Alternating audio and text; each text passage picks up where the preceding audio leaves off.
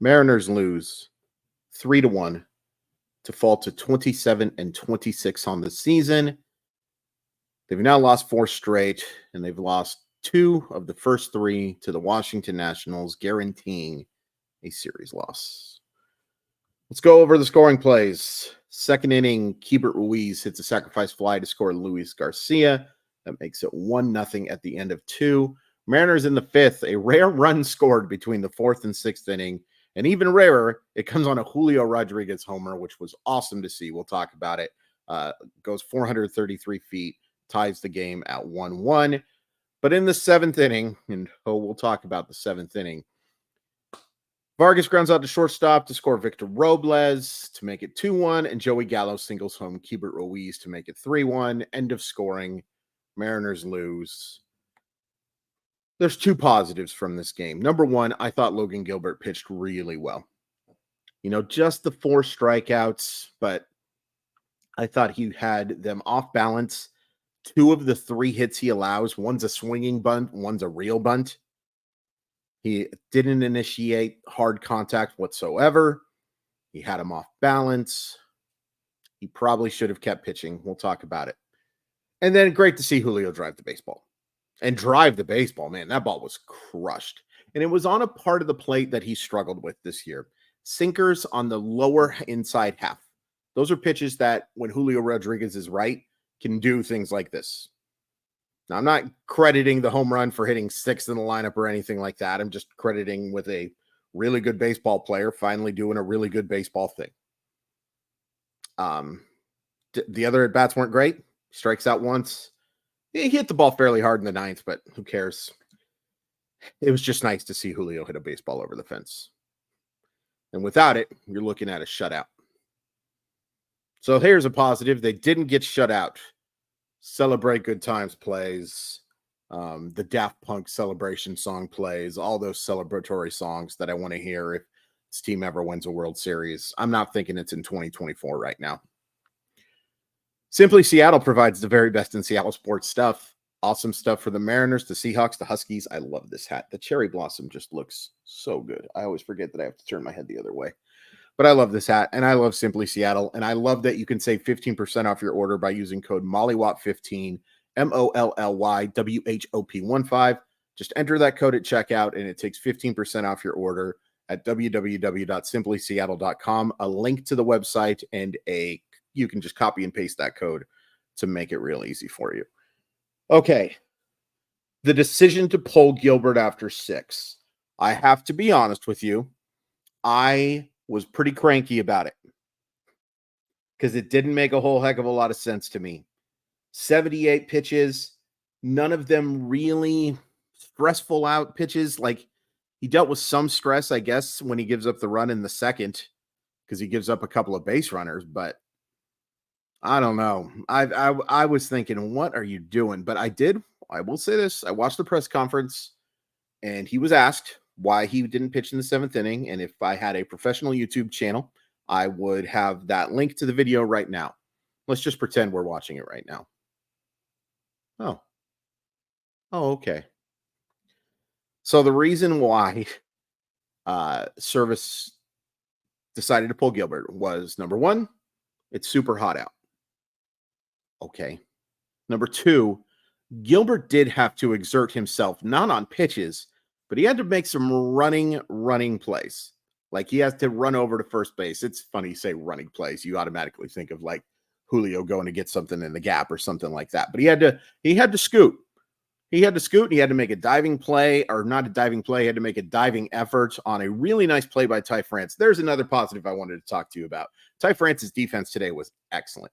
Haven't been able to say that very often this year, but good for Ty France. Anyway, he did have to exert himself, and it was hot. It was muggy. It was hot. The Mariners have not had to deal with weather like this all year. It comes across as excuses, and because people already have such negative feelings right now for Scott Service, you're not going to want to hear it. I'm just going to give you my honest answer. I thought that was justifiable. I thought it was justifiable. What isn't justifiable, and this isn't Scott Service's fault, is that the arms you have to put in after Logan Gilbert right now stink. -1. Gibbs Spire looks awful. Not bad, not struggling. Gabe Spire looks like a bad baseball pitcher right now. And that's his job, so that's troubling. He just doesn't have it. And I kind of wonder if some of these struggles have to do with how much they had to overwork him earlier in the year. Yeah. I, I, I can't prove it. It's really hard to prove, but the proof is in what's happening, right? Gabe Spire was amazing for his first 14, 15 appearances, whatever. Since, he's been terrible. And Trent Thornton, he gets 2 outs and he gives up the hit. It's a big hit. It makes it a 3-1 game. And big difference between that and a 2-1 game. Especially with and we'll get into the offense. And I will say this, the one reason, I almost said excuse, the one thing that I disagree with Service on is saying you have a full rested bullpen means nothing to me. Nothing. Because outside of Andres Munoz, outside of Andres Munoz, none of these guys should be trusted. Ryan Stanek did fine too.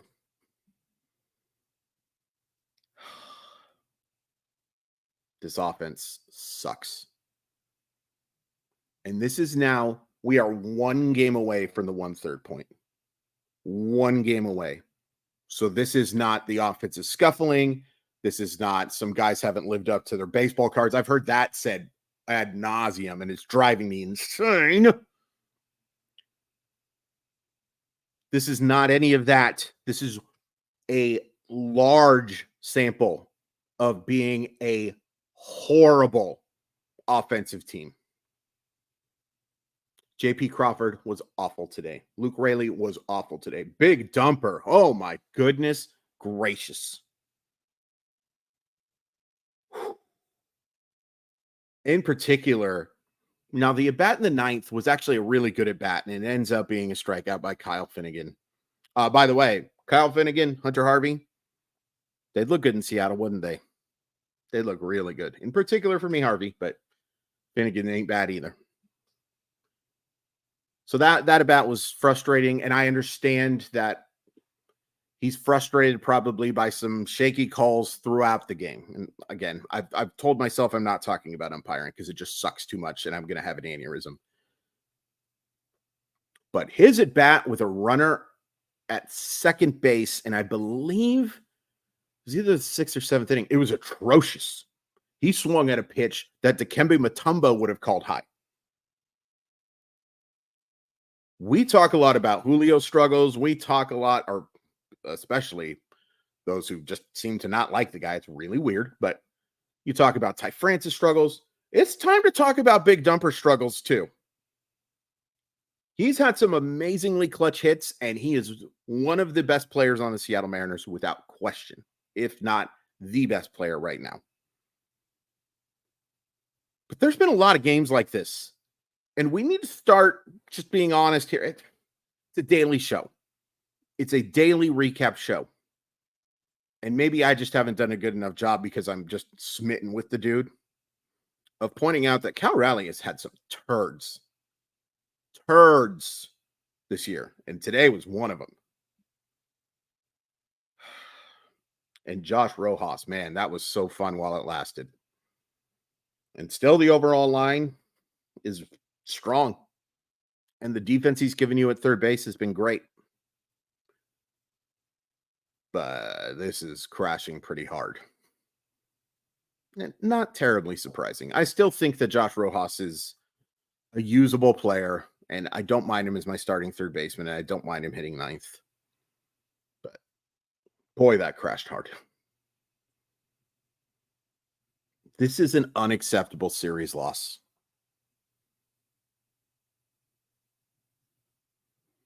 And so tomorrow is the exact 1/3 point of the season. The exact. If you win tomorrow, you're on pace to go 84-78. If you lose, it makes it pretty easy. I think everyone can do 500 in a baseball season. But I'll say it anyway. It's 81 wins. Oh, by the way, Luke Raley looked bad and has looked bad since moving up to that third spot. I understand why they put him up there, but yeah, just was looking at as I was looking at their record. Is this okay with any of you? Like, are you even somewhat content with what you've seen from the Seattle Mariners this year? Not just individual players, but what you're actually seeing from this team. Is being an 81-84 win team over the first 2 months of a 6-month season okay with you? It ain't for me. It ain't for me. And I'll acknowledge 108 games left, 109 games left actually right now, but 108 after that third point. But I'm frustrated, man. I'm frustrated with what I've seen from this team. Go get better. Go get better. And as frustrated as you want to be about Scott Service pulling Logan Gilbert after 78 pitches, and I get it. I get it. I get it. I get it. I was right there with you, ready with the hypothetical pitchfork. It doesn't matter if you only score one freaking run.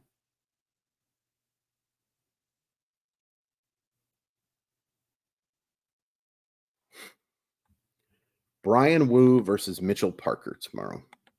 Wu has looked sensational, and this Washington offense is not very good.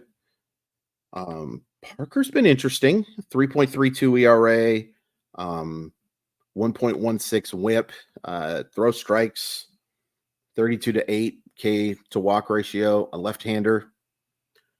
So I imagine Raley will be out of the lineup, and you'll see Haniger and Garver, and yeah. I don't know. These last 2 games, and they have lost 4 straight, by the way. I talked about the goodwill that you had from the winning the first 2 is kind of gone. Molly, I know it's not exciting. But I have to talk about it.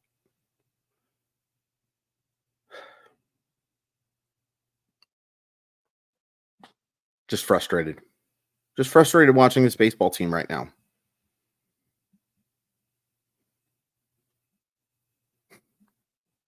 Live chat for MyOY enthusiasts tomorrow at 6 p.m. Should be fun. Please come out. Please join if you haven't. It's $4.99 a month. No ill will to anyone who doesn't, but really appreciate the support, and we've been having a lot of fun with those chats. So thanks very much. Please hit like, please hit subscribe, and